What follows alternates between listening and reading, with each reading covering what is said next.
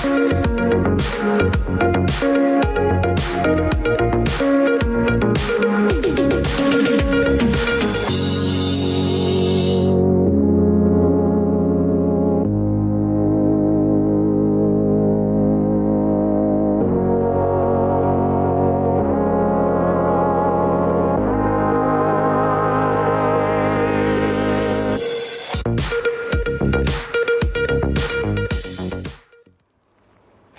morning and welcome to Daybreak Live on Dominion Television. It's Monday, the 9th of March 2026, and we're glad to have you join us as we begin the day with the stories shaping national conversations, governance and public life across Nigeria and beyond. I'm Oluwayemi Adelakun. And I am Samson Balogun. Thank you for joining us as we take you through the major developments setting the tone for the day. Definitely. We begin this on the international front. The federal government has condemned the arrest of 42 Nigerians in Mozambique and is demanding their immediate release, raising diplomatic concerns and renewed conversations about the protection of Nigerian citizens abroad. And shortly after, we'll bring you the weather report to help you plan your day across major cities, followed by Daybreak News, where we'll take you through the key national and international developments making headlines this morning. Definitely. And after that, it's time for our newspaper headlines and analysis, where we take a closer look at the stories dominating the front pages and unpack the issues behind them. Joining us for that conversation is entrepreneur and public affairs analyst Emmanuel Abiola Ladile. And later on the program, we turn our focus to the big story, which examines the attack on Oyo State's former deputy governor in the conversation titled When Politics Turn Violent, examining the attack on Oyo's former deputy governor.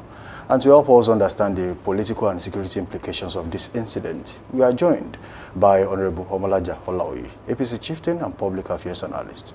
And as always, we'll wrap up the program with Trend Watch, where we highlight conversations gaining attention across social and civic spaces. Well, this is Daybreak Live on Dominion Television. Thank you for joining us. Of course. Stay with us this morning. Good morning, Samson. Good morning to you, Yemi. Right. Glad to be back here again to talk about national issues and, of course, across the country. It's a brand new week anyway. And glad to be back here. But then there is a present issue of a pressing concern to most Nigerians, and people have had several thoughts about it, including NIDCOM and so many other people, especially the big wigs in the country, saying, look, 42 Nigerians were arrested in Mozambique. Why were they arrested? And what should be the next line of action? And if I went through that story, and I was amazed by how Nigerians' diplomatic ties with some countries has really broken down. Before these actions were taken, initially, if there was a bilateral agreement, or probably there was a diplomatic arrangement between these two countries, the first person to know will probably be the chairman of NIDCOM. Okay, something is happening in our country, and we feel you should know about this. Right. But unfortunately, arrests were made, and when going through, they were allegedly singled out among traders of different nationalities, and no specific offense or charge was initially announced by Mozambique authorities. That, for me, is an affront on the Nigerian state, and you know, it only begs the question: what's the state of the Nigerian economy, and why are Nigerians scattered all over African countries? If you are traveling abroad and you say, oh, for maybe greener pasture, one would understand. But then some other African countries whose currency compared to Nigerian currency really doesn't make too much difference, then you ask the question, what exactly is wrong with the Nigerian state?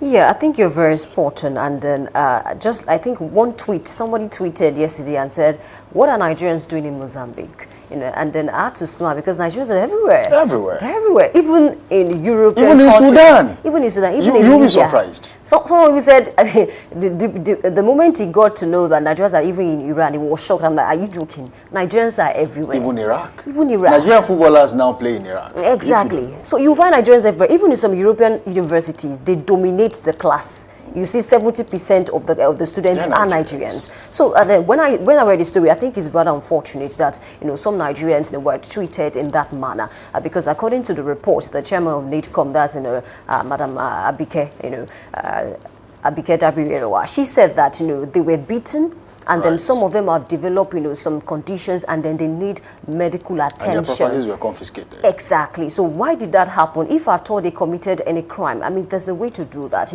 Prosecute them properly. Let them stand before a judge in court, and then let them plead their case. So I don't know why, it got to that. So she's saying now that it's either the Mozambican, authorities release them or allow them to face proper prosecution, because they were arrested in a spare part market, and then we can't tell. But then looking at the description of what they've been through in the last few days, you can tell they've been arrested for days. It's not like maybe they arrested them yesterday. They were beaten, they are facing several I don't know what to call it now, because I'm trying to be very careful with my words now, but then they've not been treated fairly in that particular country. And then one more thing is, she said they were singled out in that market where there were other people from other countries trading in that market. What led to that? I recall that in 2024, after the election violence, some Nigerians also suffered attack. I'm talking about 2024 now, around December, late December. And then even in 2020, about 2 Nigerians were arrested alongside a Brazilian drug lord. And that was what we heard. But then this particular arrest of 42 Nigerians, why were they arrested? I want to believe that the Mozambican authorities would look for a way to explain to Nigerians, and of course, get through to the chairman of NIDCOM. And then beyond this, I tried to look at the relationship between Nigeria and Mozambique before now. Even before they gained independence, because Nigeria gained independence before Mozambique. Nigeria gained in 1960, Mozambique gained in 1975. Nigeria was part of, the African countries that supported Mozambique, in terms of that, Africanness, and then, colonial solidarity, to say, okay, we've gained independence. We also want to help you as well. So even after that, even when Mozambique decided to align with the Soviet bloc, Nigeria still stood with, Mozambique. Even when they were facing civil war in the 70s and 90s, Nigeria still helped Mozambique. So I don't know. I think the relationship got strained along maybe in the 2000s, and then that was when Nigeria started getting arrested due to maybe trade, because Nigeria started migrating, and that's when some Nigerians are asking, what are Nigerians doing in Mozambique? Because Nigeria started migrating there because of the trade, and then the booming business and spare parts, electronics, and gadgets and the likes. And of course that has caused a lot of issues. But regardless, we want to know why they were arrested, why they were treated in that manner, because I don't think Mozambican citizens will be treated that way in Nigeria. So it's something that we need to know, honestly. Well, on the other hand, I think we should also talk about excessiveness of some Nigerians when they get to other countries. You see, it is also important to note and let them know that everywhere is not Nigeria. And you can do as you like when you get to some countries. I could remember that was sometimes around late last year, there were issues surrounding some Nigerians in South Africa. And some of them had to face issues. They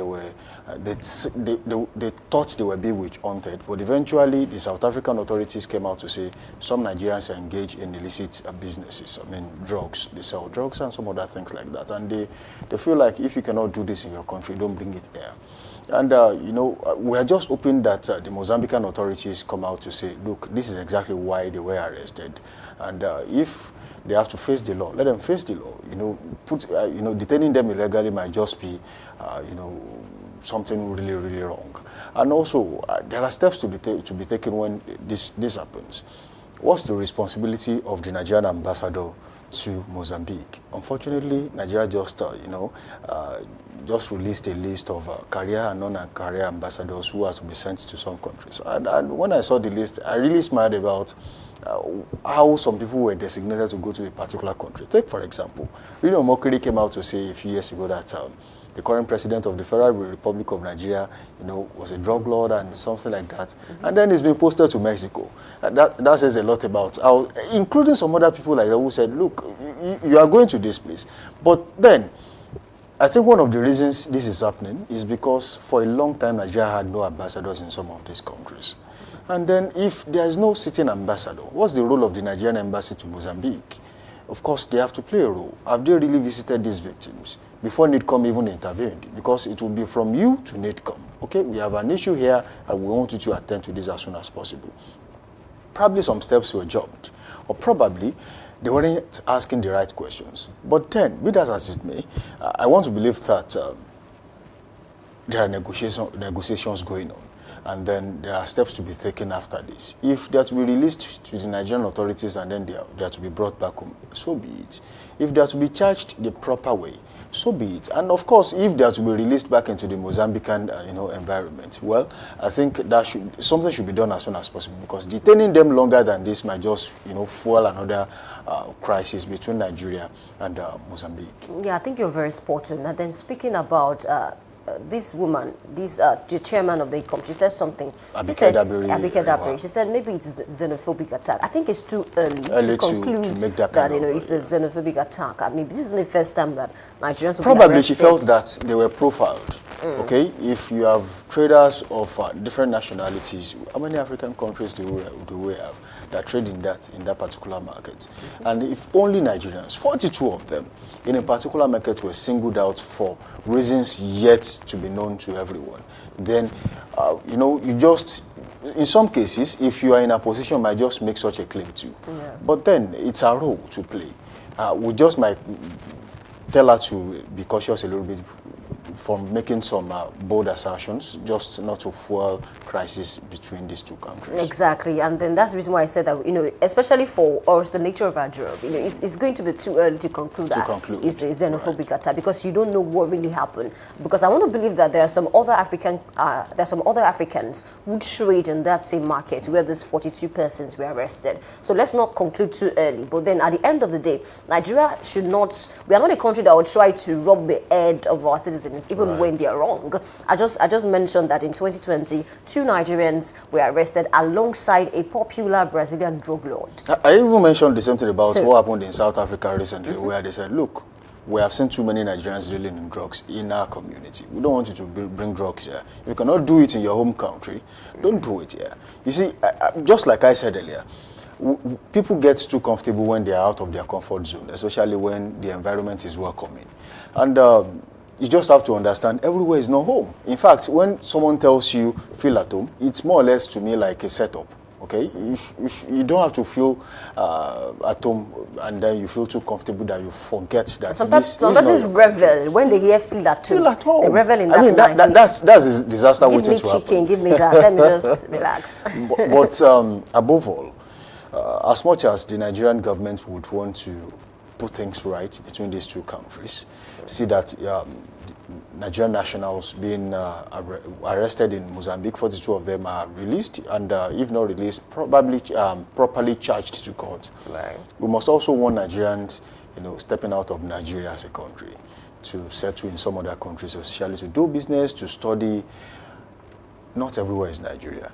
We have seen people who, probably they've stayed in America for 5, 6, 10 years and they are home just probably in December. You see them shirtless in their vehicles, open roof, loud music, facing one way, doing all sorts of things, insulting police officers like they do not exist. This has been the trend when they come back home, okay? You could tell that some can actually practice that where they are coming from. Right. But because this is our home, we can do as we like, that attitude might just follow you to another country you are going to. You must understand that for every country you get to, there's an institution, constituted authority, just like former governor of your state will say. And what works in your country might just not necessarily work in another country. And what works there might just not work in your own country. So you must understand. So as soon as you step out of this country, you must understand that you are in a different terrain entirely, and you must abide by the rules and regulations in that particular system. Yeah, you're very correct. That's territorial power. You can't just come into my country and think that anything can fly. Right. And then 2 things now before I conclude. One thing is, recently, the President of the United States, that's Donald Trump, said he's been able to observe that the relationship between UK and US is no longer like before. And it's very spot on, because if you look at it critically, and of course, Kestama was saying, obviously, it's not like before. Relationship can dwindle. Right. The relationship between Mozambique and Nigeria at the time was very strong, was cordial, but only God knows what happened. I mean, in the 2000, down to today, and then things have changed. So there's a way that we can actually, work on that, try to understand this. But then one thing that I want the Mozambican authority to do is communication. It's very key. No matter whatever it is that's going to happen, communicate to the right authorities. These persons were arrested because of this. And of course, I think, going forward, I don't think, subjecting them to inhuman, treatment is the best way to handle this matter. Obviously, maybe they have done something wrong. I don't want to say they did something wrong that we cannot tell yet until these people come out to say. But then I think there's a better way to handle this. And of course, Nigerians also should behave well when you leave a particular place. Even let's even forget about country. Some Nigerians, when they leave their state, what is obtainable in your state might not be obtainable in another state. Right. So the way you live here should also be the same that you live when you live where you are not in your comfort zone. So that's another thing to look at. And then when this relationship gets strained, there's a way to correct it. You spoke about ambassador now. I want to believe that maybe this will spur the government, the federal government, to say, okay, this is the right time to actually send someone there that can help us manage that relationship. Because even if the big powers, the superpowers are finding it difficult to maintain relationship, I mean, it can happen to anybody. Really. Right. So. Well, just before we leave that particular one, according to reports, some of these people who were arrested, 42 of them, some of them needed medical attention just shortly after they were arrested, and none was given. I would, implore the Mozambican government to actually look into that as soon as possible, because even if you are going to charge anyone to court, it has to be in good health. That's quite important. And, whatever it is that is going on should be publicly, the information should be in public domain, and it should not be shrouded in secrecy. That would be the convenient point to leave that topic this morning. It is time we take you through the weather reports across the Nigerian states, and definitely we'll be starting with the ancient metropolitan city of hospitality, Ibadan. What does the weather look like in Ibadan this morning? As we speak, it is currently cloudy, and temperature seems to be around 27 degrees Celsius. And later in the morning, it will rise by 4 degrees Celsius to 31 degrees Celsius, mostly cloudy. Humidity expected to be around 1%. And it will be cloudy in the afternoon, rising to 36 degrees Celsius, humidity at 22%. And there will be a drastic drop to 29 degrees Celsius in the evening, partly cloudy, zero chance of humidity. And it will drop further to 27 degrees Celsius overnight, mostly cloudy, humidity at 10%. Overnight in Ibadan today. Okay, from Ibadan, let's cross to Lagos. Weather feels like 34 degrees Celsius, and later in the morning is expected to be around 31 degrees Celsius, mostly cloudy around 7%. In the afternoon, 32 degrees Celsius, mostly cloudy around 4%, and in the evening, 29 degrees Celsius, mostly cloudy around 0%, and overnight, 29 degrees Celsius, mostly cloudy around 20%. Lagos might experience rainfall, maybe. Oh, okay. Moving from the Center of Excellence, let's go to the Gateway State this morning. That is Abeokuta in Ogun State. As we speak, weather currently feels like 28 degrees Celsius. It is currently cloudy right there in Abeokuta. There will be a rise to 32 degrees Celsius later in the morning, mostly cloudy. Humidity expected to be around 4%. Just like in Ibadan, in the afternoon, it will rise to 36 degrees Celsius. Expected to be cloudy, humidity same at 22 degrees Celsius. There will be a drop to 29 degrees Celsius in the evening. And of course, to be partly cloudy, zero chance of humidity. And overnight, difference is just about 1 degree Celsius to that of Ibadan. It will drop to 28 degrees Celsius, cloudy, and of course, humidity expected to be around 2% right there in the Gateway States today. Okay, from that Gateway State, let's cross to Osun Osogbo Sacred Grove this morning. Weather feels like 29 degrees Celsius, and later is expected to be around 30 degrees Celsius still in the morning, mostly cloudy around 1%.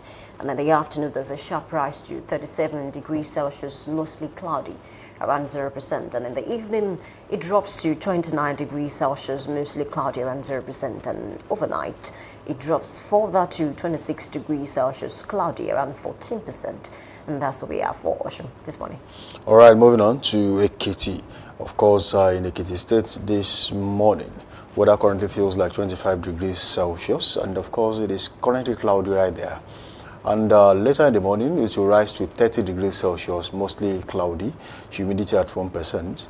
It will rise further to 35 degrees Celsius in the afternoon, mostly cloudy, zero chance of humidity. And there will be a sharp drop to 27 degrees Celsius in the evening. Expected to be cloudy, humidity at 1%, and it will drop further to 25 degrees Celsius overnight. Also cloudy, and humidity rises to 5% right there in Ekiti today. From Ekiti, let's cross to Ilorin, Kwara. Weather feels like 29 degrees Celsius this morning, and later in the morning is expected to be around 31 degrees Celsius, mostly cloudy, around 1%.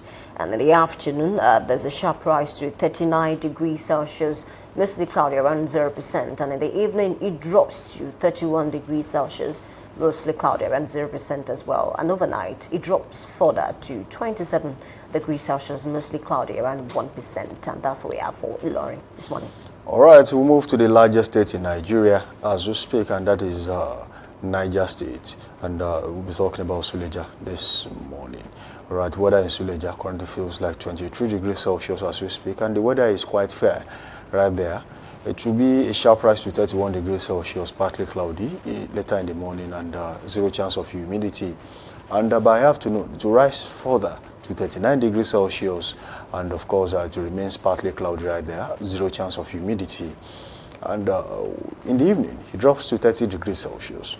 Remaining, of course, it will be mostly cloudy, and overnight, it drops further to 26 degrees Celsius.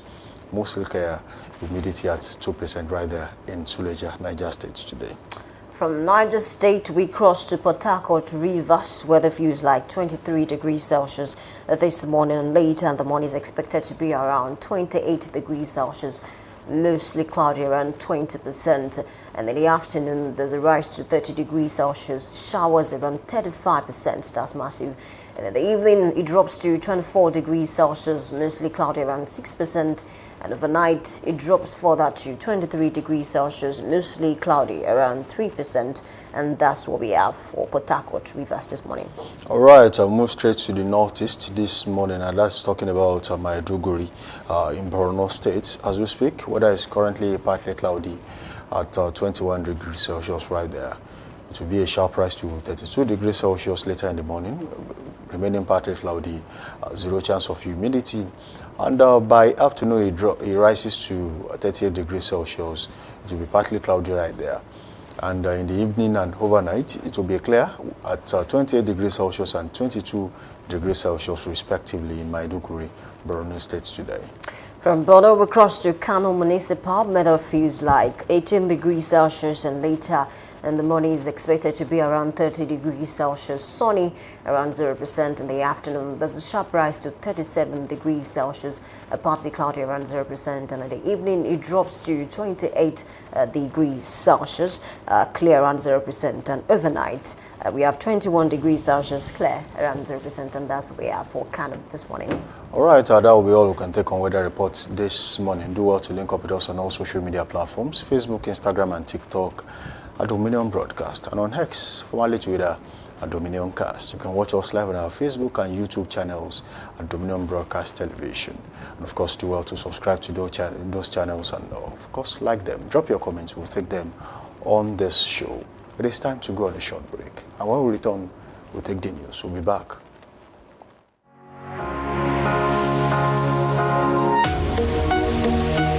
Live from the heart of the action. Welcome to the nerve center of Next Level Broadcasting.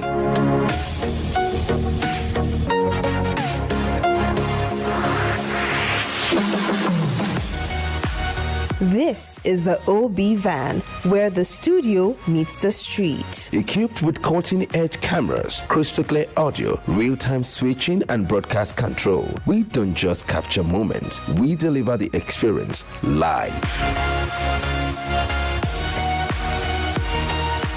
Anywhere, anytime, from stadiums to red carpets, breaking news to buzzing festivals, weddings, birthdays, and all sorts of ceremonies. We bring the world to your screen in real time. It's not just a van, it's a complete mobile production house, a command center, a broadcast beast. This is more than a broadcast. This is the OB van difference.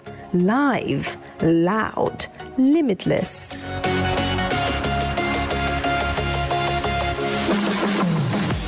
Ready to go live? Like never before. Book the OB van today and take your event to the world. One powerful broadcast at a time.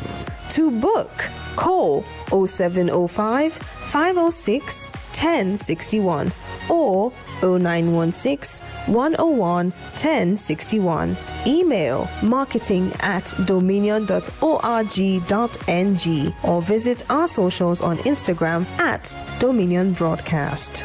Dominion Broadcast, your channel of choice.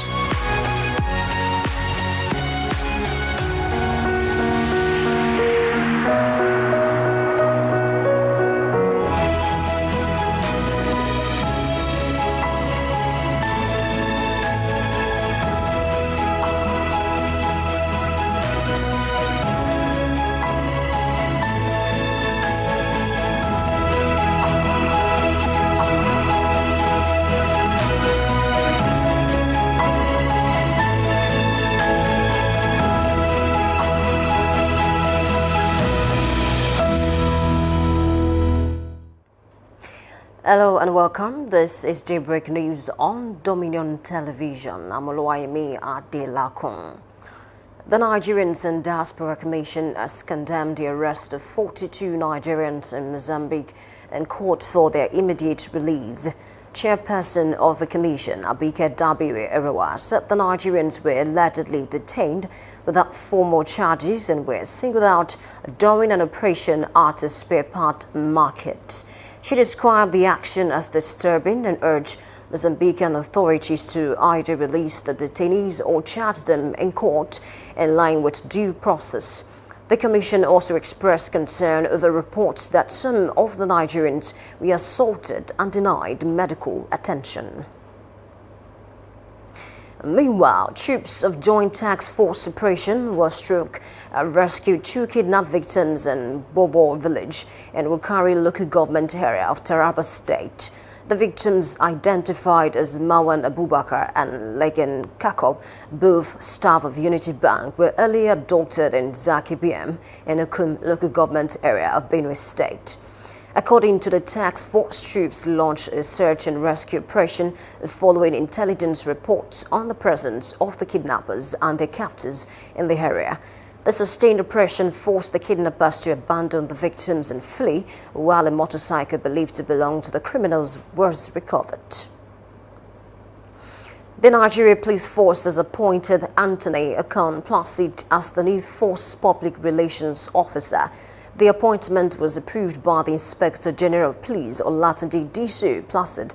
A Deputy Commissioner of Police takes over from Benjamin Nday, whose new posting has not been announced.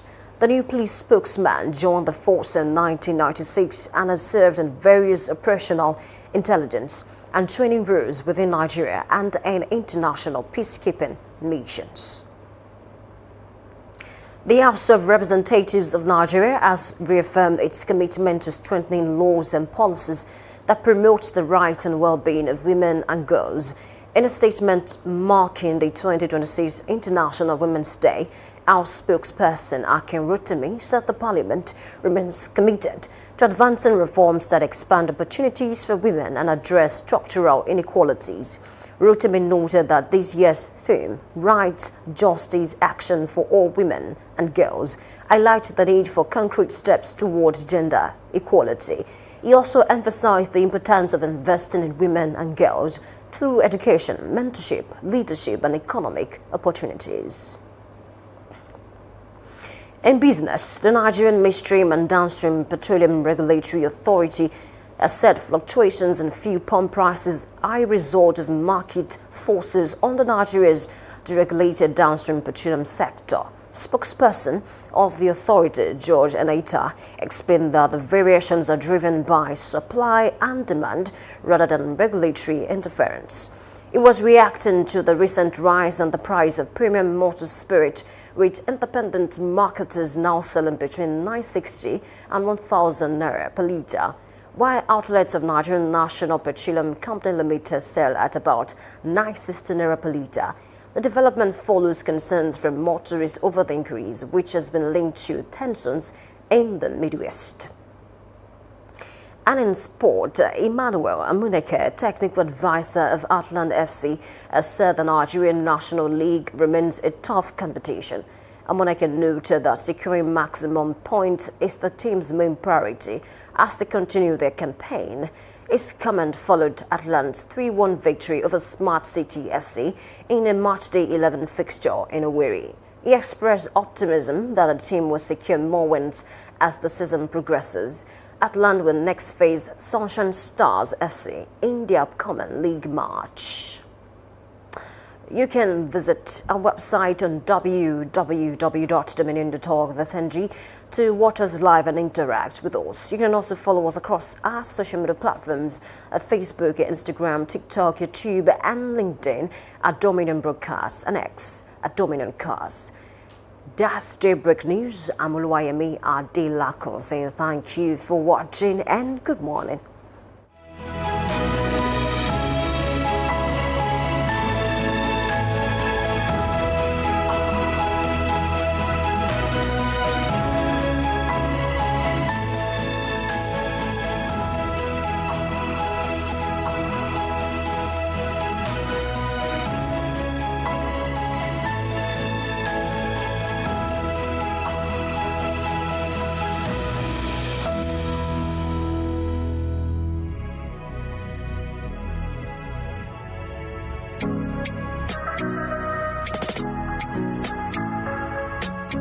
Need a professional space to bring your vision to life? Dominion Television Studios offers state-of-the-art facilities perfect for your next broadcast, commercial, corporate video, or live event.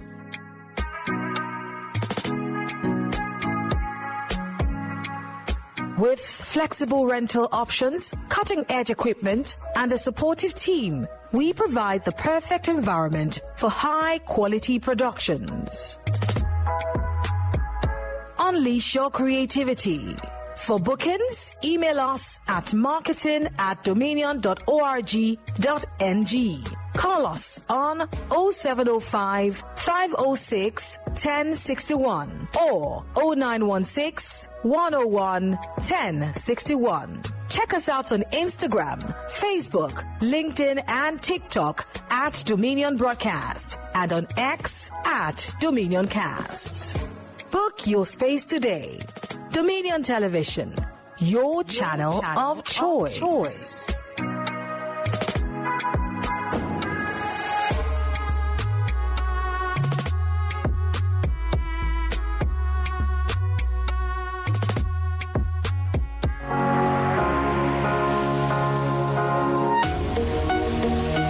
Live from the heart of the action. Welcome to the nerve center of next level broadcasting.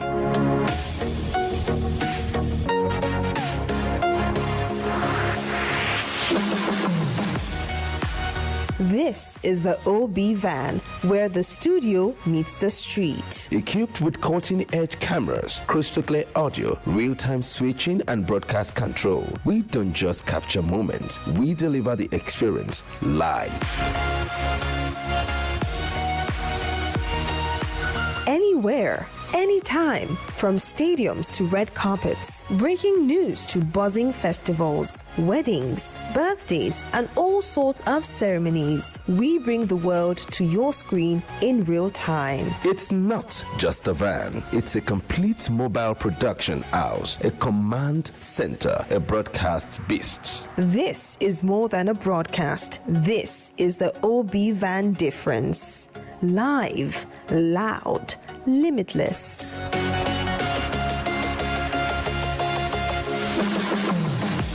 Ready to go live? Like never before. Book the OB van today and take your event to the world. One powerful broadcast at a time. To book, call 0705 506 1061 or 0916 101 1061. Email marketing@dominion.org.ng or visit our socials on Instagram at Dominion Broadcast. Dominion Broadcast, your channel of choice.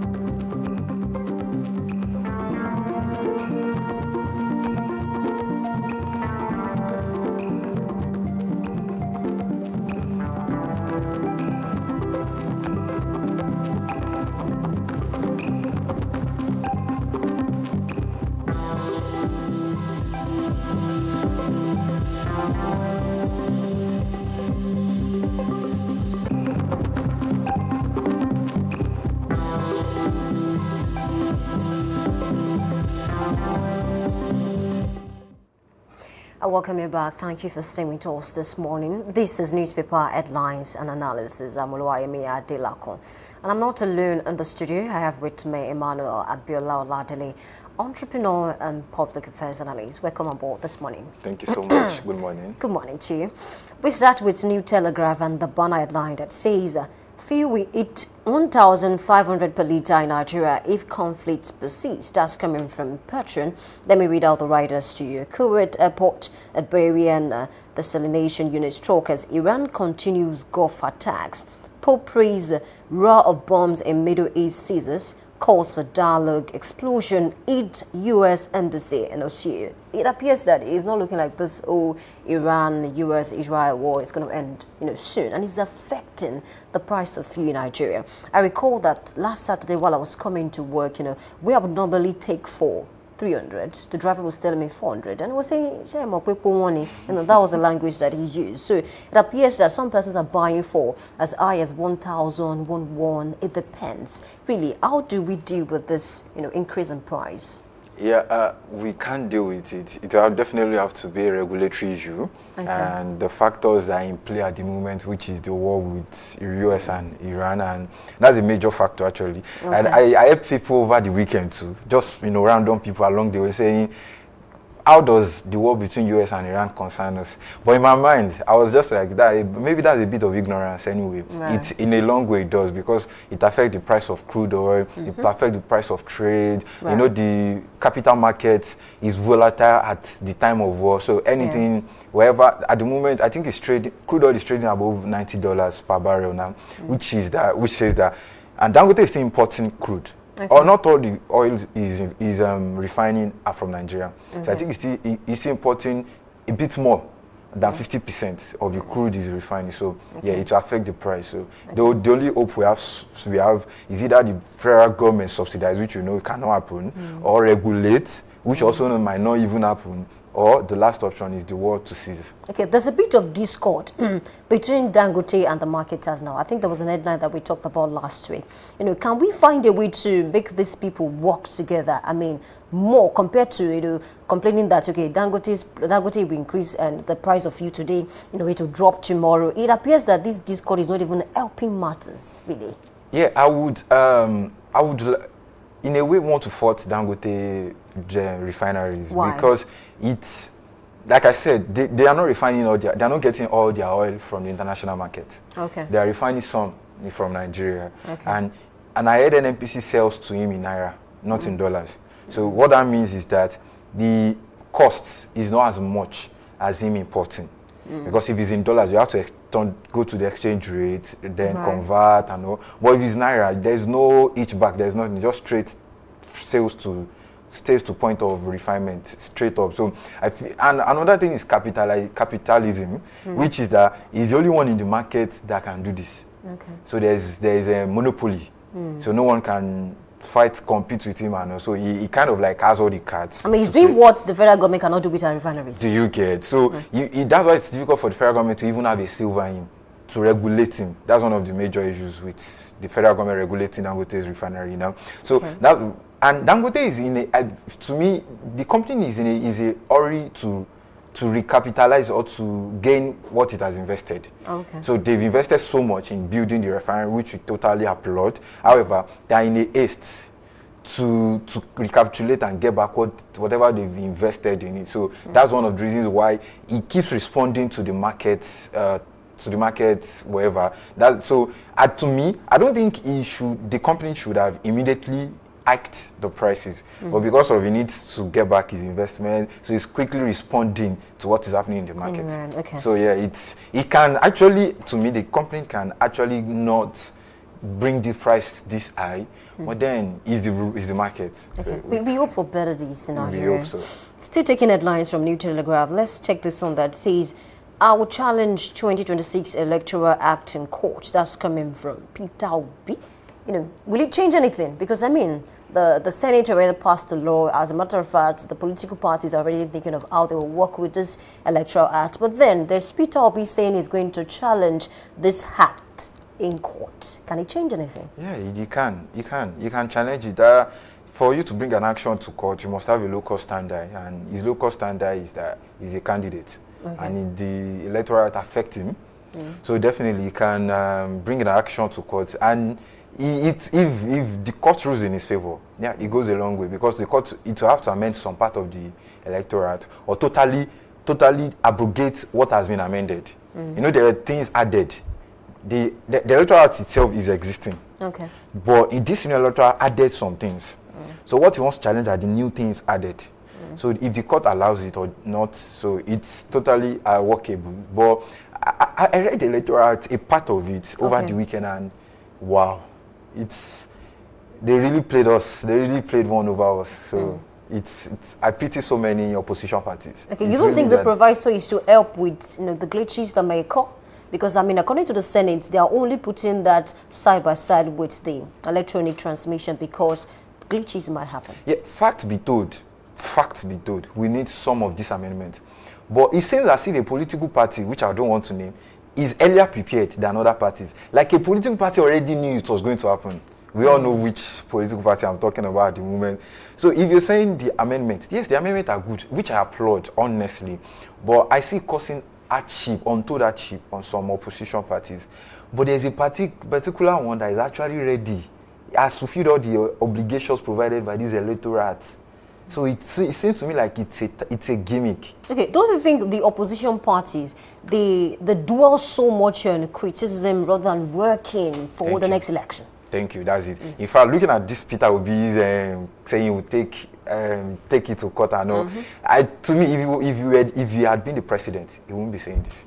So, and it's now a normal. It's like a formula that you must follow during the election period cycle, that you must start criticizing the government, you must start doing this, you must start doing that, which does not really affect your own agenda. However, that's what plays out in Nigeria. You see opposition party dwelling on the mistakes of the administration while not learning from them. They eventually come in and make the same mistakes. Now, looking at what you said about the opposition parties, that why do they dwell in prison and not focus on what they could do better to align with the provisions of the electorate? Yeah, what you said is right. But still, I would say that it's a card that was well played by some parties. So, yeah. Okay, so let's talk about Mozambique now, and of course Nigeria. I have this headline that says, federal government protests as 42 Nigerians and the beaten arrested in Mozambique. I want to get your perspective. Do you think the way these Nigerians were treated in Mozambique speaks to how Nigeria is being viewed in some African countries? I mean, no certain claim that this is what they did. They were arrested, beaten to pulp. Really, what happened? Yeah, that says a lot. You won't arrest a U.S. citizen or a Russian citizen and do that to him. Or even a South African citizen. Even a South Africa, do you understand that? And he talks about our international diplomacy and relationships and our image in the long run, because it shows that we are not a bulldog that has no tooth. We can only bark, but we cannot bite. So that's what is happening to us at the moment. There was a time I was reading Awolowo's book one time, and he claimed Nigeria. He projected a period of time that Nigeria will become the giant of Africa. Nigeria actually became the giant of Africa. But it came to a point we seemed that the giant disappeared. The giant did not thank you. The giant did not disappear, and we just became normal things. So at the moment, we don't have that standard anymore. And if that Mozambique, not to ridicule any country, if Mozambique is doing that to us, Trump would do worse, much worse to us. So that's it. But do you think that some Nigerians should be addressed in terms of the things that they do in other people's country? I recall that in 2020, 2 Nigerians alongside a popular Brazilian drug lord were arrested in Mozambique. Yeah. So what about the activities of some Nigerians? They leave their country, go to other countries, and they think they can do certain things that can be pardoned in their own country. No, I think that's misconstrued, by the way. Okay. Anyway, because I believe once you get to a new country, definitely you know that what is not acceptable in your country will most likely not be acceptable in other countries. Okay. So now, a rotten egg should not be used to determine the other crates of eggs. Okay. So if one egg is rotten, don't throw away all the eggs. Right. So to me, even if some Nigerians are painting us bad, which of course they are, but that doesn't mean we deserve what we are being given. It still says a lot on our part. Look at the Russian guy that perpetrated some nefarious activities in Ghana recently, that was wearing a camera on his shirt, recording ladies he was speaking with and all sorts. Russia immediately intervened and expatriated him. But Ghana could not do anything. Ghana wanted to arrest him, but they needed to leave him because his country has intervened. So if Nigeria could intervene and nothing could have been done. Okay, we look out for how this will play out, because I want to believe the chairman of NICOM, Abike Daybreak, is on top of the matter to see that. He wants to know exactly what happened. We need to know. With these people. Let's cross to The Guardian and talk about Ndume and President Bola Ahmed Tinubu with this headline that says, walk the talk on security emergency. Ndume tells Tinubu. And of course, members of the APC are saying, what else do you want the president to do? He's doing a lot already, but this a lot. Is it enough to actually reduce insecurity? Yeah, yesterday I was reading something about Shettima. Shettima said, we'll fight now. He's saying it as if it's just happening. He said, we will counter terrorism, something like that. Okay. Like as if Shettima just came to the realization that there's terrorism and banditry in Nigeria. You see, it's a recurring theme in their news, in their press releases. They will keep saying, we are against. We will fight. We are against. We will fight. As if every time they get this news, they come to the realization of it. I don't understand what they are doing at the moment. It's as if they don't know what they're doing. I think we were on the TV one of these days, and I was saying something that someone was asking me that, what have they not been doing so far? Have they not been doing anything so far? Okay. Or all these interventions by US and all, have they not been doing enough? I told the person, I said, no, they've not been doing enough. But it seems that the other person did not agree with me. But look at it again. If they've been doing enough, we have seen enough results. To whom much is given, much is expected. What about those that are sabotaging the effort of the federal government? They know them, but they are not ready to go after them. So for me, all those are just factors that should not be in place. I was still saying, okay, in all, federal government is not doing enough. Even though they are doing enough and they said there's sabotage and all. You knew everybody was tapping you. So what's up? You don't know that people sabotage your intelligence system. Now, we seems that we are being deceived by a whole construct and system in Nigeria that so many people are falling in line with the false narrative. It's a false narrative that they are doing enough. It's a false one, because you can't tell me they are doing enough and we are not seeing enough.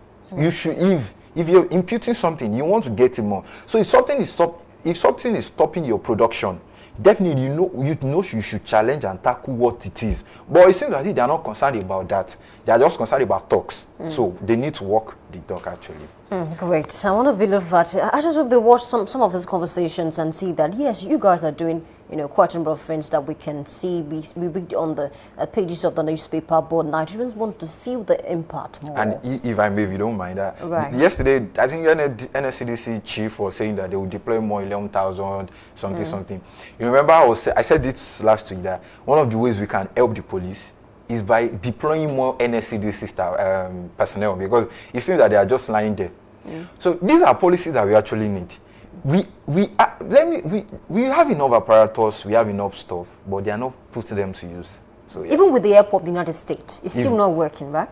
That's what I'm saying. It's still not working. And see, we should not put the United States as our savior. That would be a very bad one for us. We should fight our wars. It is when it comes to an extent. Israel fought its war for a very long time before US intervened. Ukraine started fighting its war and showing signs that it can resist Russia before US intervened. So if we can't do enough and US comes to us, it's like you're sinking sand in a deep ground. It will not fill up on time. So all of that ground is sinking. You may remember that song. But let's cross to Daily Sun this morning. I have this headline, that's the banner headline actually, that says, Convention, APC governors at war over NWC positions. There was a time on this set I likened APC as a party to Oyo Empire. There was a time Oyo Empire expanded to a certain extent that, it was big. And it was because of that size that it decided to, go over, because, the smaller cities started to rebel against, the empire. So speaking about APC, 30 governors, who would have thought that a time like this will come, that the APC governors will be at war over the NWC positions? Really? Do you think President Bola Ahmed Tinubu has the capacity to resolve this before the general elections? Yeah, sure, he does. He has put enough structure in place for that. And if something is happening, causing this, I think it has not gotten to his table yet. to me, because he's a very strategic man. He would, from a bit of what I've known about Tinubu, he won't put things to chance. So this happening, it might just be a short bra, but yeah, it will die off. Okay, do you see some governors leaving the party before the elections? Really? No. Even if there will be, to be less than 5%, it won't be a major shake-up for them. APC is now well strategically placed and positioned for the 2027 election, and any opposition party coming to open their race, God, you must fight a good battle against APC.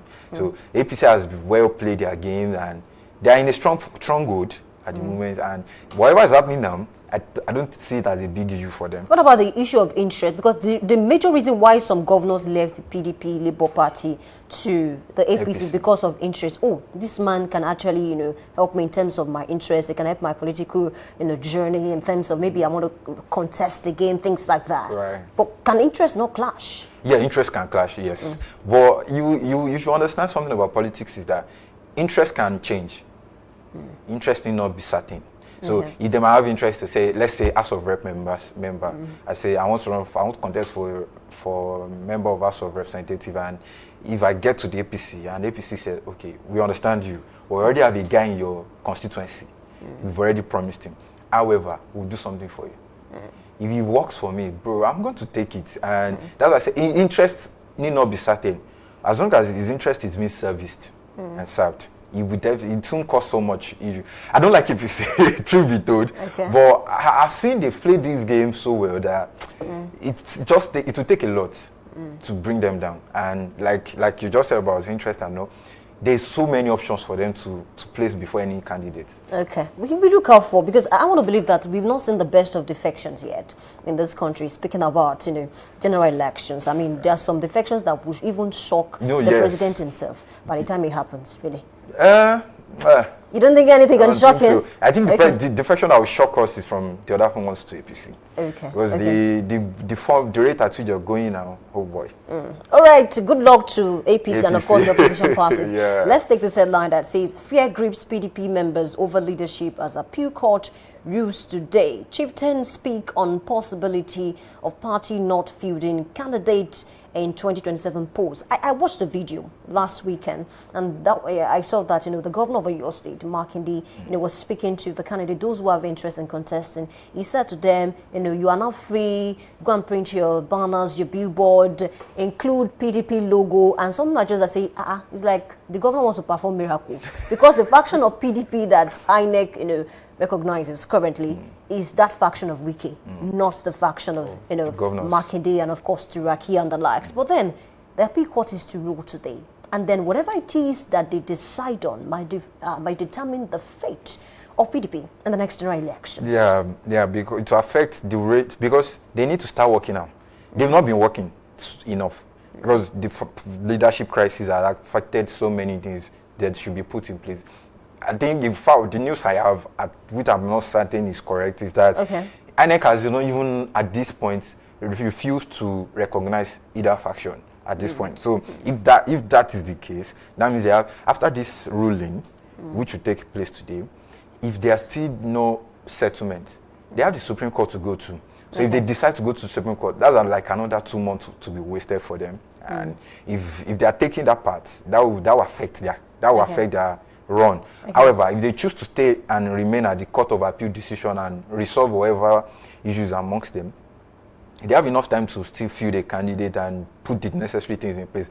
But I don't see PDP as a major. They are an opposition party, but I don't see them putting a dent to the ruling party's ambition. Now, what about the party itself? Because I mean, it might stop some other persons from actually contesting. That's what I'm saying. I don't see them putting a dent to the ruling party, because with the issues they are facing at the moment, they are not united. They are divided. So there are so many things affecting them. So to register a political candidate, I said there are some requirements, and if those requirements are not in place, it costs a lot of things, and it will affect so many people's interest in the party. And you see that some candidates are actually considering defecting away from PDP because of these issues. All right, let's talk about Lagos. But there's this, interesting headline I'm seeing, in the Punch newspaper that says 2027 Lagos APC vows to reverse 2023 presidential loss, because APC lost in Lagos in 2023. So he's trying to say, okay, we are going to get Lagos for APC in 2027. Really? Now, is it possible? Yeah. Oh yes. Now that APC is expanding. Yeah, exactly. Okay. However, I see that as they've timed it as tagged it as a do or die affair. Like we had no option. We must win.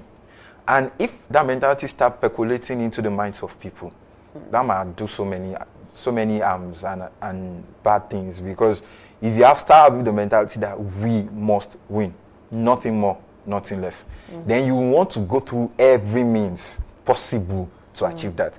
So when he stated that, he came with the notion that losing is not an option. Okay. So if there's anything stopping them from winning, they are ready to take it away.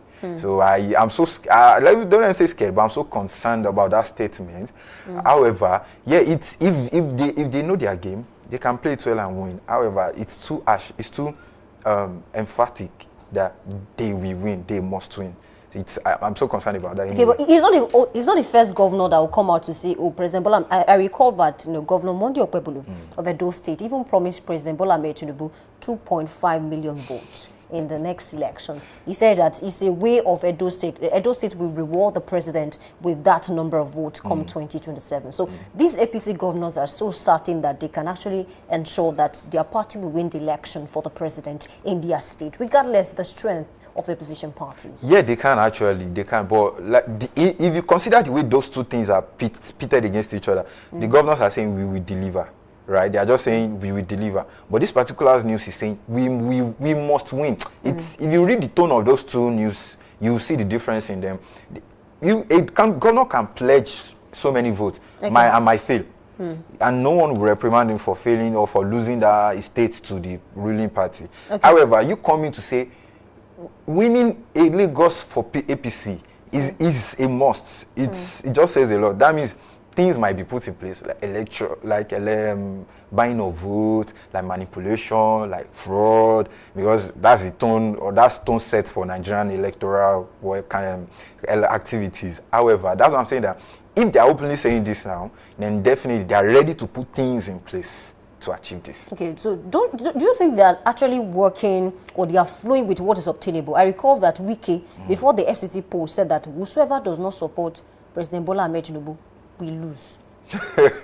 And then you might need to check those who actually won the elections. Yeah. So I don't know what is going on. How did we get here that a person can come out to say, if you don't do this, you will lose this election? And then if you check well, it will happen the exact way that person said it. Yeah, we didn't just get here. We've been there. We've been here. Right. So it's no new news to us. So you see that it's very difficult. It's very difficult to for the ruling party to actually sanction itself. So if a member of the ruling party, he's not a member anyway, but a member of the team, that's Wike, saying this and that, it's very difficult for the presidency to actually reprimand him, because it's for him. So whatever he does affects his image. So you are saying that he's reprimanding his member. That says a lot. So it's very difficult. And we've seen this happen over and over again, where they will tell you that if you're not supporting this party, you know you've lost. They won't even tell you will lose. You've lost. And like you said, we've come to see it come to play, and exactly as has been prophesied in quotes. So yeah, I like that prophecy. And Oshomole at the time said, once you join the APC, your sins are forgiven. We know that's the fact, and it's just so alarming that these things are actually still in existence in Nigeria. You notice that, for example, in Oyo State, one of the things I comment about our governor is that he eradicated the issue of godfatherism. If you might not totally get it, but if you're into politics, you understand that the way godfatherism took effect in Nigeria prior to Shey Makinde and now are totally different. There's a way they control the narrative, but now you don't really hear about all these Baba Saleh, all the godfathers coming out to say things against or for the governor. Except for the issue of Wiki and Fubara. That's in the River State. That's what I'm saying about Oyo State. You see something like that, he was able to curb that. So that's, if you can put this in overview of the Nigerian state, the Nigerian country, if issues like this can be eradicated, yeah, all these issues will no longer come up again. But we still, it's a really bad one that these things are still happening. Okay, before we go, let's talk about something very interesting. Over the weekend, there was this interview, Daniel Boala and of course Medias, and I'm not sure if you've seen clips of the interview of where Daniel Boala was asked quite a number of questions, and then even clips were played of the things that he said. And he said no. Came out and said, no, I didn't say that. Yeah.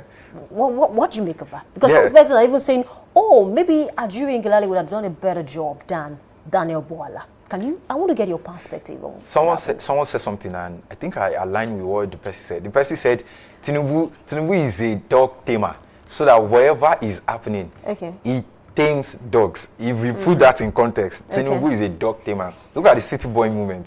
The City Boy movement, from the start, we are not in support of Tinubu, let's be honest. But it came to a point in time, we saw that their interests changed and they aligned. Now you see this same thing happening with Daniel and you see him changing his voice, changing what he said. That, no, I didn't say this. And then a clip is playing that, you literally said this. So Tinubu knows his game well, so he knows how to tame dogs. They are dogs in a way. I hope they don't come for me anyway. So, and he knows how to hold them down, keep them in check. So I think whatever is happening to him now is that he has been gotten to. They've reached him. And he has been warned. Someone even said he walked into a trap. But good luck to Daniel Boala. No, he didn't walk to a trap. They've reached him. All right. A big thanks to you, Emmanuel Abiola Oladide, for being a part of this segment. We need to take a short break, and when we come back, we move on to Big Story. I'm Oluwayemi Adelakun. Please stay with us.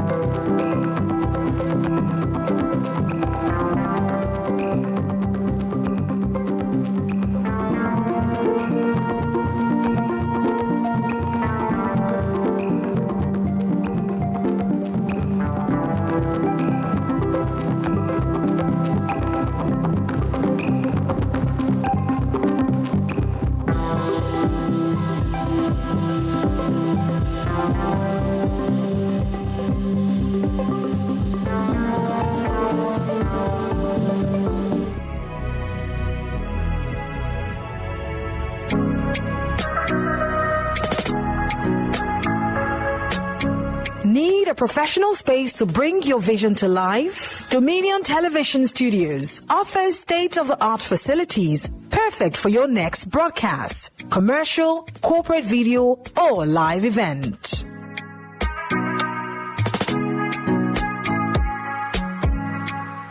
With flexible rental options, cutting-edge equipment, and a supportive team, we provide the perfect environment for high-quality productions.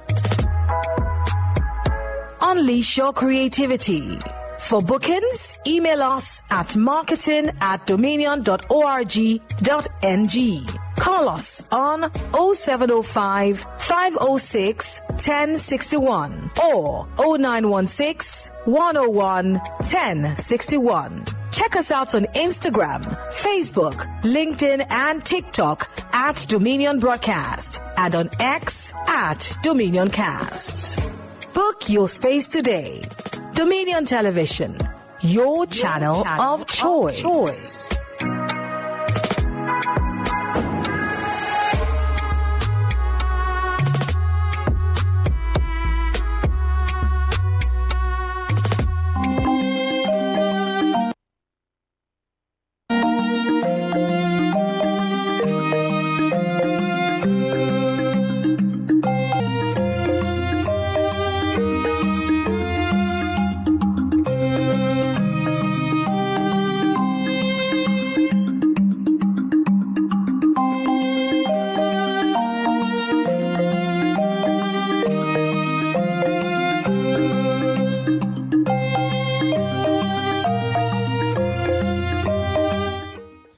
Violence in politics remains one of the greatest threats to democracy, especially when it targets individuals who have served at the highest levels of government. In recent days, the reported attack on a former deputy governor of Oyo State has sparked outrage, raised serious security concerns, and reopened conversations about the growing culture of political intolerance in Nigeria. Is this an isolated incident, or a symptom of a deeper problem within the nation's political environment? What does this mean for democratic engagement, political rivalry, and the safety of public figures and citizens alike? Today on The Big Story, we examine the implications of this development and what it says about the state of politics in Oyo State, and Nigeria at large. Samson Balogun is my name, and thank you for joining us. Across Nigeria's democratic journey, political disagreements have often been intense. But when rivalry begins to manifest in violence, it raises serious questions about the maturity of our political culture and the effectiveness of our security institutions. The alleged attack on Oyo State former deputy governor has generated widespread reactions from political parties, security agencies, and concerned citizens. While investigations are ongoing, the incident has once again brought to the fore issues of political thuggery, intolerance, and the weaponization of political competition. For many observers, this moment calls for reflection. Are political actors doing enough to discourage violence among their supporters? Are security agencies responding swiftly enough to deter such actions? And what lessons can be drawn to safeguard the democratic process as the country moves closer to another electoral cycle? To help us unpack these questions and examine the broader political and security implications, we are joined by Honorable Molaja Olaoye, who will provide his insights on these troubling developments. Good morning once again, and thank you for joining us on this show. Now, before we proceed, there is a video of the attack on the house of a former deputy governor of Oyo State. And that is the height of disrespect in political thuggery you would find anywhere around the world. Let's watch that video. We'll be back.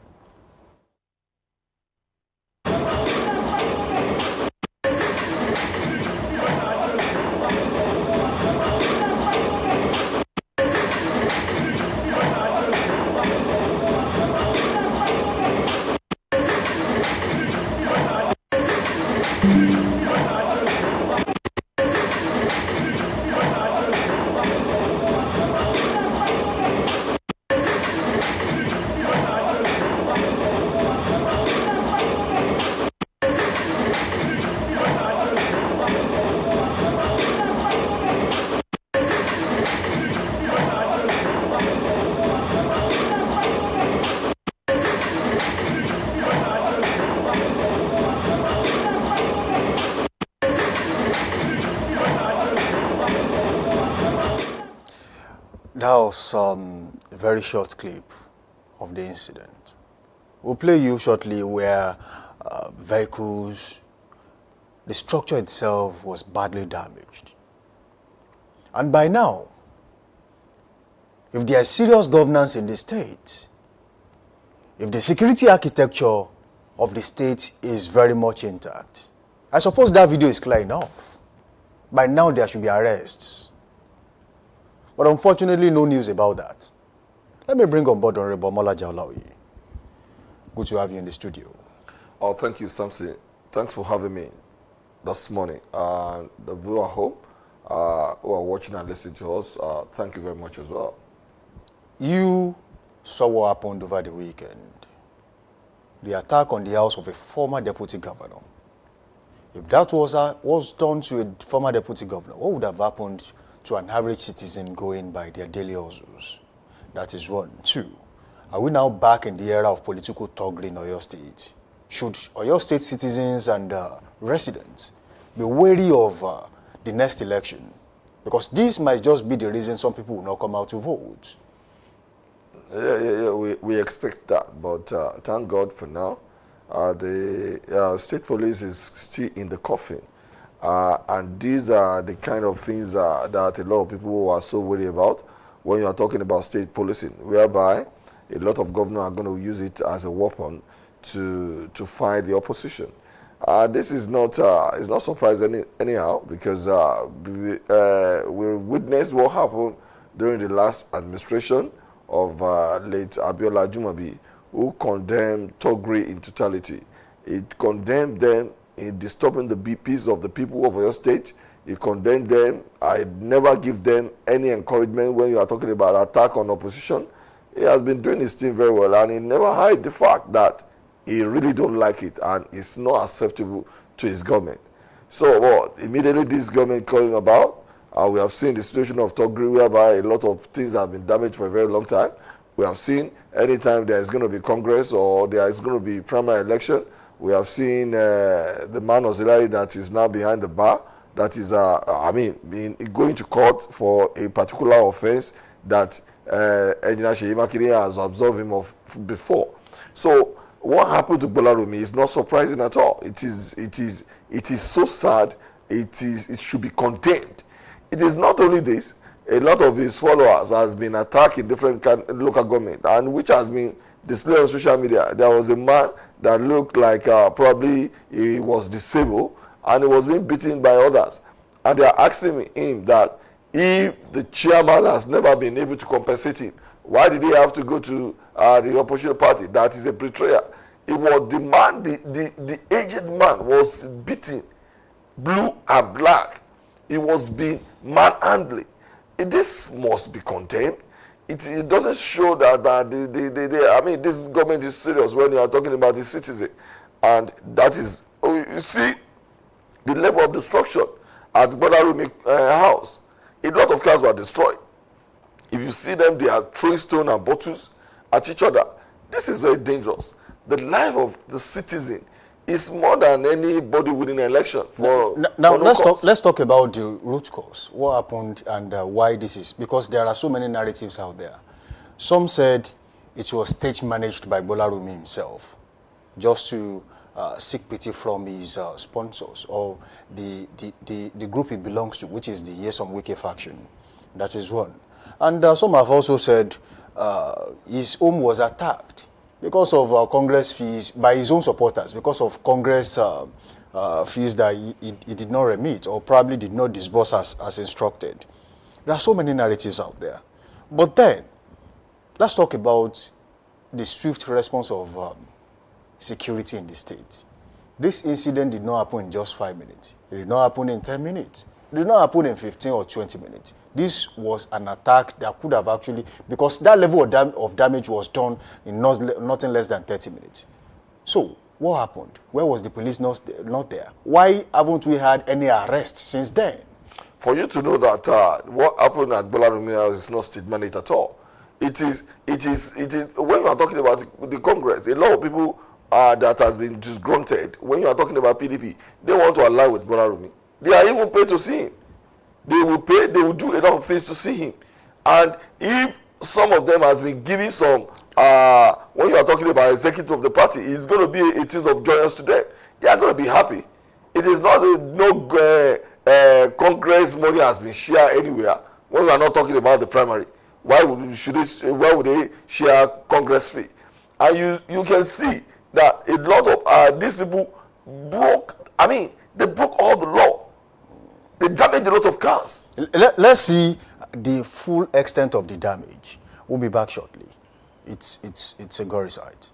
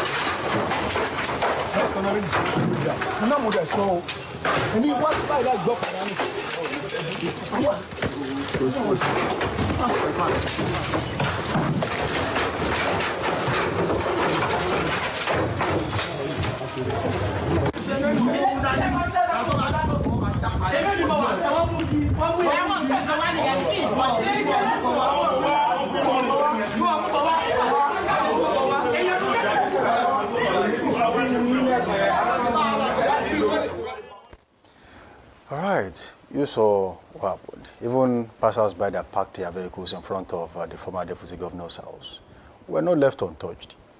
Honorable Mola Jaolawi, there used to be a time in Oyo State where people who want to participate in politics would brace up for violence. And there came a time when sanity was restored into Oyo State politics. And that would be around 2011 down to 2015 and 2019, up until 2023 too. Of course, there was relative sanity when it comes to political thuggery. But all of a sudden, it sprang up again. And the notable names that could have been said that could have been fingered to be some of the perpetrators, at least one of them is behind bars. And that will be the notable union person that you know in Oyo State, without mentioning names. But then, a quick tour towards history, and then back.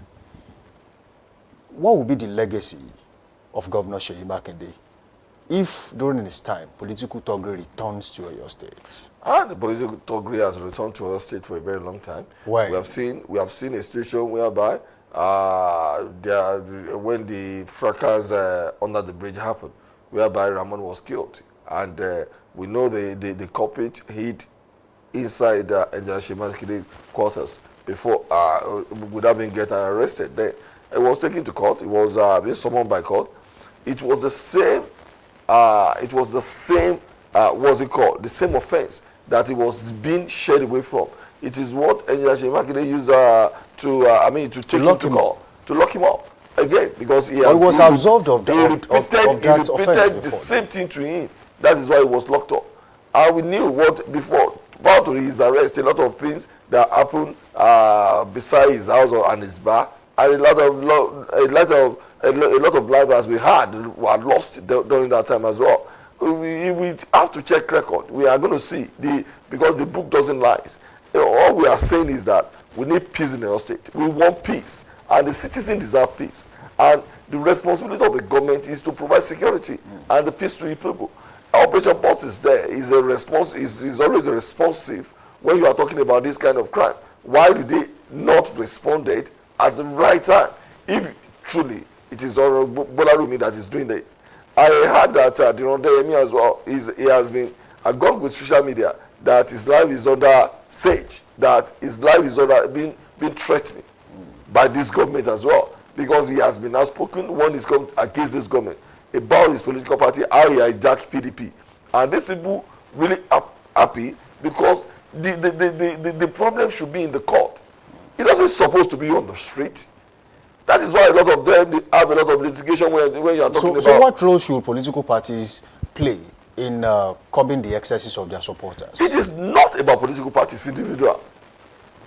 Later, he's an international person. He came, he said what he doesn't like. He wants every contest to be free and fair. That is why he doesn't allow thuggery. He doesn't, even within his party as well. He discourages it entirely. He doesn't like it. Because when you see the head that encourage it, others will follow as well. But when the head doesn't encourage it, why do they? We have seen a lot of time in a place like Southeast that all the councillors and the chairmen were mobilizing talk to beat each other all the time. This has never happened during the time of Leta Jimobi. We have seen when they are having all these fracas. We know what happened when you are talking about the motion sometimes ago, some years back, that somebody was killed. So now this is not what we're supposed to be encouraging. So your political party condemned the attack in all totality, and of course requested for an inquiry into what actually happened at that place. So would you say that was pure solidarity, or it was just your political party jumping on a trend? It is not about jumping on a trend. That is it. How do we know that when you are talking about that area that the incident happened? We don't have a lot. Even because that's the faction of the PDP that aligns with your political party. They use some wicked faction. No. It doesn't align with our political party. Everybody has their problem. Everybody has their problem. He's of the PDP. When you keep seeing, and of course, the ones that done with the presidency. And for the PDP to have been serving in this government, it is not strange. We have had that in the past before. Whether he was an actual congressman and he volunteered to sign with to do what to align with Obasanjo and be part of his government. It is not surprise. Nobody is going to be telling you carrying the blame of others to be on your head. And what do you know that time there was a lot of problem in AD and it was eventually solved. And when AD is contagious, and before another one, which is AC and AC then. So now, align Wike with that is the H-man for APC is unfair. The problem that is having the party must be able to solve within the party hierarchy. It is not someone trying to hijack the political party for himself. They must be able to sort out any problem they have. It is not, people talk about Wike, they are even giving him power. All he was saying, I heard on the news every time, is for him to be the part of those who are making the party because he's PDP himself. So, I like Wike with APC, I think it's unfair. Well, some people have actually accused the Nyesom Wike of wanting the soul of the party because he wants to hold the party down for the APC in the next general election. And of course, his faction of the party was having a congress and then it ended up in a crisis. So would you say, one way or the other, Nyesom Wike has a hand in the crisis going on in the PDP? Wike is a single entity. If the multiple of the people went to the congress, Wike cannot control them. We're just giving what doesn't belong to him as the power that belongs to him. If he sat down, it is not only him that is going to cast his vote. Wike is not PDP. We have different states in PDP. That is why when you are talking, we have about 6 regions in Nigeria. Can Wike control all this region? It's not possible. Wike always demanding for his state, which is Rivers, that he must be able to give some free hand in River State. It is not the problem with the problem in the political party or the political wrangling is not only isolated to PDP. In a place like Sokoto and Benin now, where APC is having problem, and they have to put the machinery on motion to be able to solve the problem. PDP must be able to carry their burden. They shouldn't place their burden on the shoulder of APC. It is wrong. It is not right. So should there be stricter laws to make sure that political thuggery is stopped one way or the other? There's no way to cut political thuggery unless they are arrested and put behind bars. It is the government of the day that is supporting it. They don't have special power. When a person like Swagudegbu is making name and he is making mouth and is threatening a lot of individuals, and the government, he was called to question. And when he was called, he has to run away. So it is when the government gave them back that they can be able to exhibit the kind of lawlessness they have. Give them a mile and they are going to tread for so many miles. Just don't give them a little space. They are going to spend their time with the miles. So it is the government that encourages them. If the government doesn't encourage them, see what happened when you are talking about when the creation of Operation Burst. Later, when we went to the area where it is the day of thuggery, and he told all the parents that they must be able to make sure they handle their kids. If they misbehave, these are the people, fear-looking policemen, are the people that's going to deal with them. So the government encourage it. Because they encourage it, that is why they have free access and free power to be able to do their struggle. Okay, now let's take a look at, you have monitored this trend since it occurred, the attack on the former governor's house. So if you noticed, did you notice any kind of, the body language of the government of the day in Oyo State? So does it mean that they are taking steps, or the body language is more or less tilted towards permission to do what actually happened? Yeah, of course, because to some of the party members, it's an insult on them. They have been saying it on social media all the time, and they are not happy that that kind of thing can happen in a place like your state that has a sitting governor that belongs to PDP. They see it as a slap on them, and since the fact that it's Shemakide that carry all the shoulders all the problem of PDP. they can see that they insulted them. I think that is why they took that action. And the government has not, debunked it. And even the party has not been debunked it. So it's for you to know that the body language shows that they know what is going on. Okay, if that is the case, and they encourage it. What should be the next step for the Oyo State government in all of this? It is not about the Oyo State government, because the police are complicit when you are talking about this. If they are not, they should be able to arrest those copies. The video is clear enough. Yes, there are faces there. You can put the face to the name. I'm telling you sincerely. So when they arrest of our robbers, even their faces is not even up to this. These people shows their face for you to know that they have Baba Isale. That means people that are backing them. So that is why they can be able to show their face. And it's wrong and it's not good for the polity.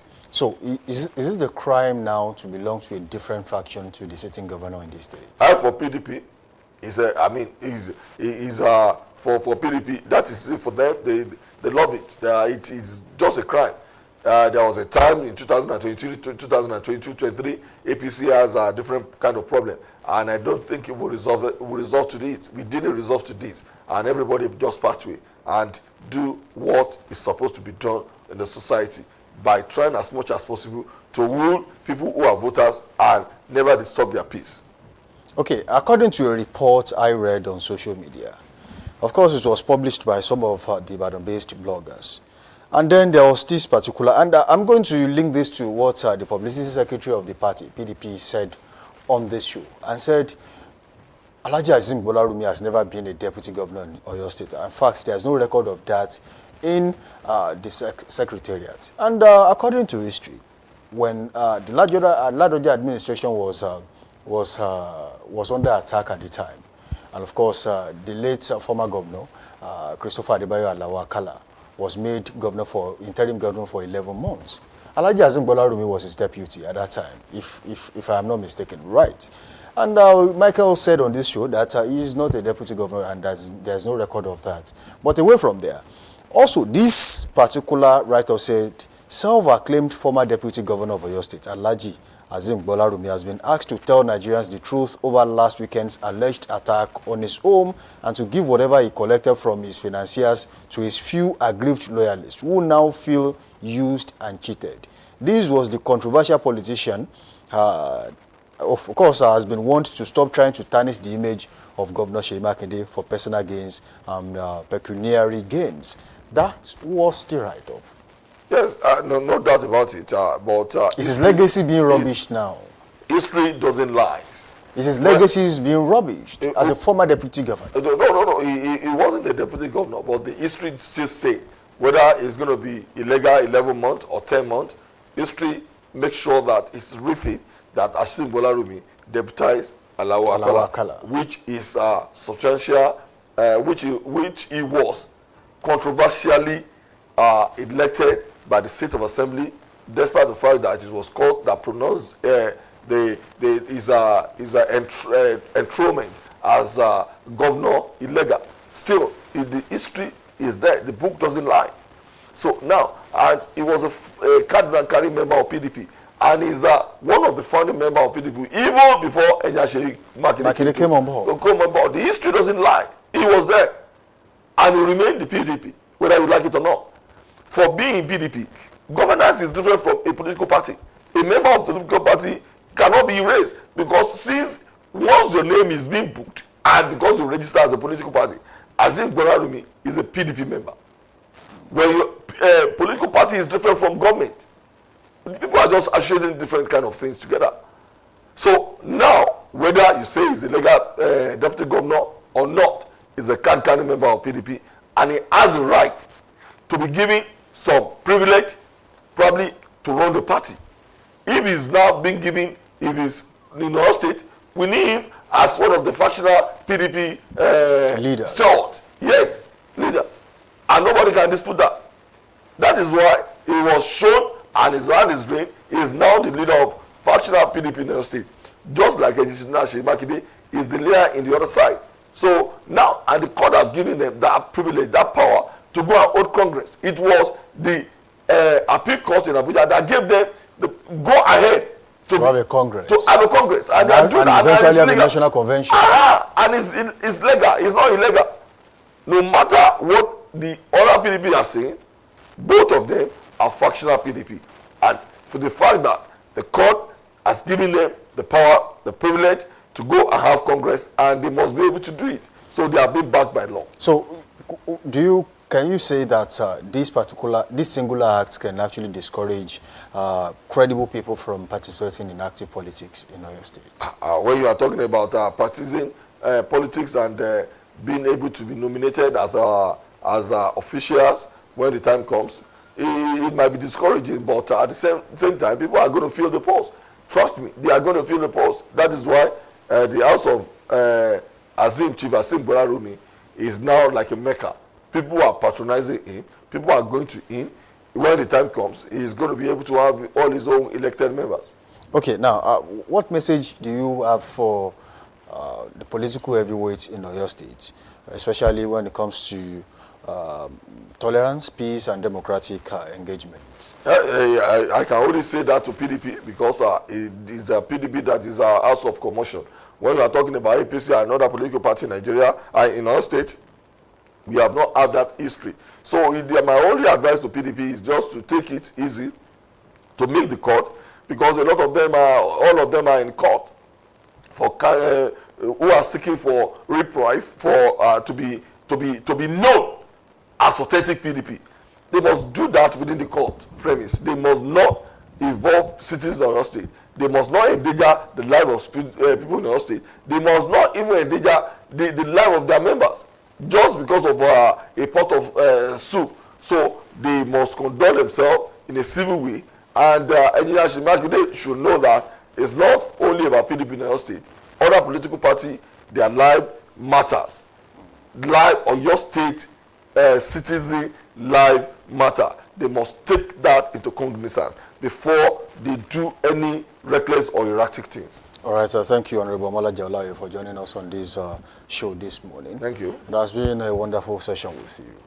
Now, political competition is an essential part of democracy, but violence must never become a tool of political expression.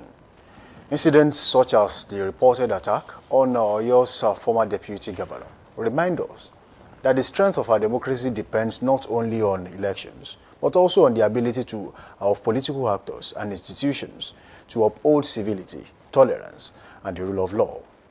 As investigations continue, many Nigerians will be watching closely to see whether justice is served and whether concrete steps are taken to prevent a recurrence. Ultimately, safeguarding democracy requires commitments from special political leaders and security agencies and citizens alike. My sincere appreciation to Honorable Omolaje Olaoye for sharing his perspectives with us on this important conversation. You have been watching The Big Story, of course, on Daybreak Live on Dominion Television. I am Samson Balogun, and I thank you for staying with us on this show. Definitely, Trend Watch is next, and then, of course, we'll be back after this break.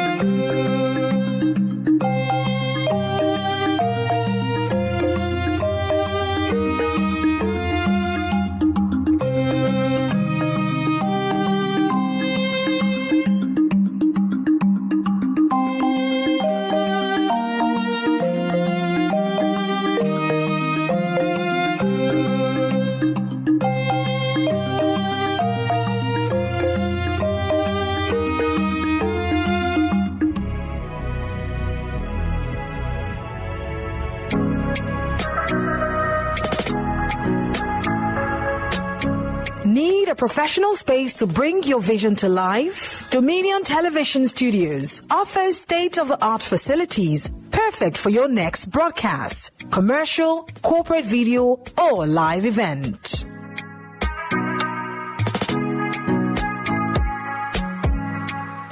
With flexible rental options, cutting-edge equipment, and a supportive team, we provide the perfect environment for high-quality productions. Unleash your creativity. For bookings, email us at marketing@dominion.org.ng.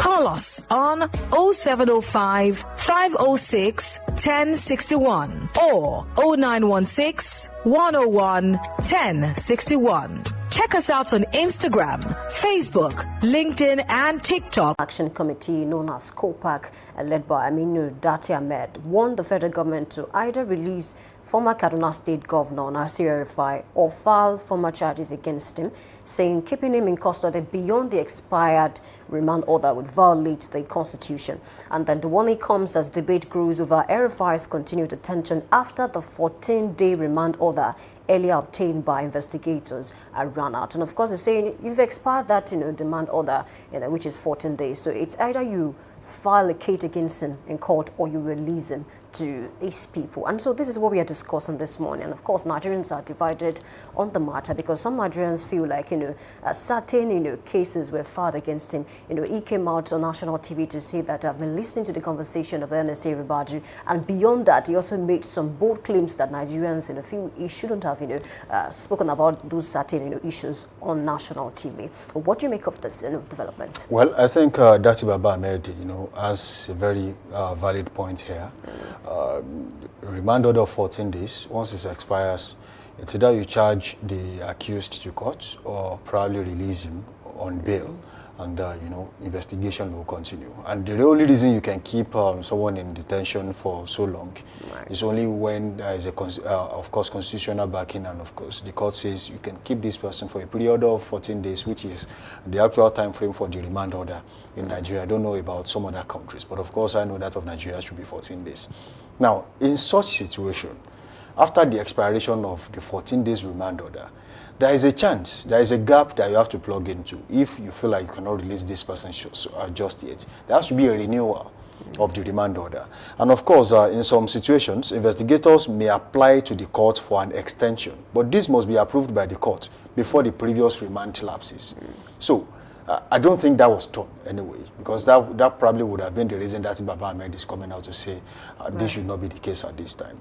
But, one of the challenges we have had in Nigeria is the fact that even the security agencies and law enforcement agencies flout the laws at will. And that, for me, can actually jeopardize the trial the more. You could remember the case of OUK, Ojiuzo Kalu, who was charged, and because of the of course, I want to remember this term, there were lapses with which he plugged into. And then the case was thrown out of court, even though it was sure by the EFCC at that time that, yes, this person actually committed such crime. And oftentimes we see, I don't know if usually, sometimes it is deliberate, just to make sure that these people get away with their actions. But we have to be really careful on how we take some situations. It's how other countries will see us as a country. Because eventually you'll be judged based on what happens in your country, especially if you have no respect for the rule of law. Of course, if you don't obey the court orders, then others outside the country will know, there will be no respect whatsoever. So I want to believe that there is the investigation is still ongoing, and of course things will be done the right way going forward. But definitely we know that after 14 days of the court remand order, then you have to let this person go on bail. If that's the best you can do. But I still don't understand why it's being kept. Yeah, very spot on. And I was going to link it to what we discussed this morning, speaking about Mozambique. Look at what happened to those Nigerians that were arrested in Mozambique, without declaring what their crime was. So how do we portray ourselves? Well, if that can be obtainable in Nigeria, so how can you convince? Of course, this can actually lead to abuse of fundamental human rights. Exactly. Because eventually we'll file a case of fundamental human rights, and then it will be from one court to the other. And that's what NIDCOM is fighting for the Nigerians in Mozambique. So it doesn't portray as well. Well, it's under the Nigerian, it's a breach of the Section 35 of the Nigerian Constitution, actually. You cannot keep a person beyond the remand order. Once that is done, he has the ability, and of course he has the ground to file a suit against the federal government. And that's really going to be a disastrous one. If you are prosecuting a person and the person gets to, there's a lack lacuna which is to plug into and then sue you, there will be a counter lawsuit as regards that. I mean, that for me is distasteful, and something should be done as soon as possible to nip that in the bud. And I hope APC will not make this look like a witch hunting. Because, I mean, Budati calling on the likes of Atiku, Peter Obi to also, weigh in their, their own feelings. It's becoming like, maybe APC is trying to witch hunt Rufai, but then it's based on the things that he said. It's a usual thing in Nigeria, right?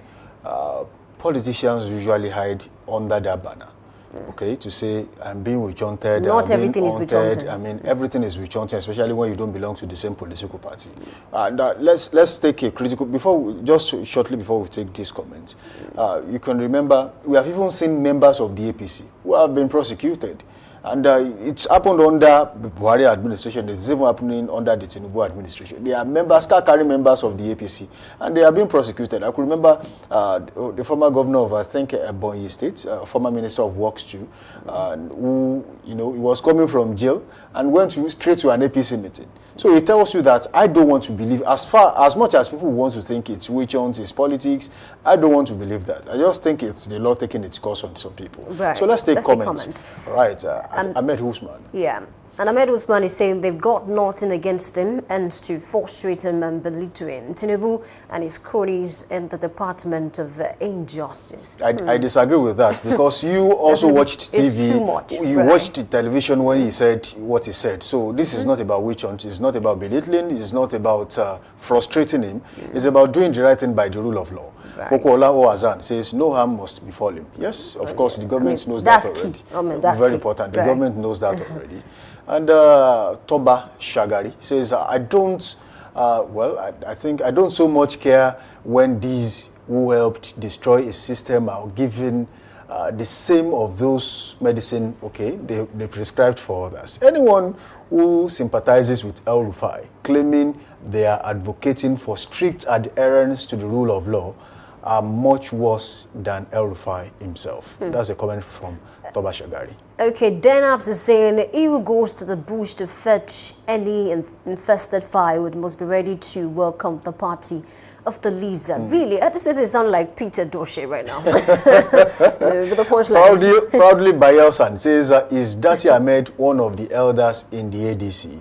Well, we'll see what happens because he's still a member of the Labour Party as we speak. Right. And lastly on the comment, Ghanaian Obedient. Okay. What a name. It's a name. He says, where is El Rufai? Wow. That's a very big of Yoruba. Well, the federal government knows that he has to be safe. I mean, to face his own case. Right? Well, it's a convenient place to draw the curtains on today's edition of Daybreak Live right here on Dominion Television. Do well to link up with us again tomorrow. Same station, same host, same time, 7 a.m. to 9 a.m. on this dial. And as I always say on this show, if you see something, say something. Security of the nation is not a one-man's business. Of course, it does not belong to the government alone. It's a collective responsibility. Samson Balogun is my name. Let's meet again tomorrow. Bye for now.